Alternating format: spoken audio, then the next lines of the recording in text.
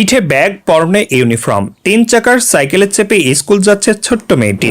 বাবা মায়ের পাশাপাশি তাকে সঙ্গ দিতে হাজির হয়েছে ব্যান্ড পার্টির সদস্যরা। মেয়ে প্রথম স্কুল যাচ্ছে, তাই সেই দিনটি স্মরণীয় করে রাখতে ব্যান্ড পার্টির সঙ্গে উৎসবের মেজাজে স্কুলের সামনে হাজির হলেন মেয়ের বাবা। সম্প্রতি সমাজ মাধ্যমের পাতায় এমন একটি ভিডিও ছড়িয়ে পড়েছে। ঘরকে ক্লেশ নামের অ্যাকাউন্ট থেকে এক্স হ্যান্ডেলের পাতায় একটি ভিডিও পোস্ট করা হয়েছে।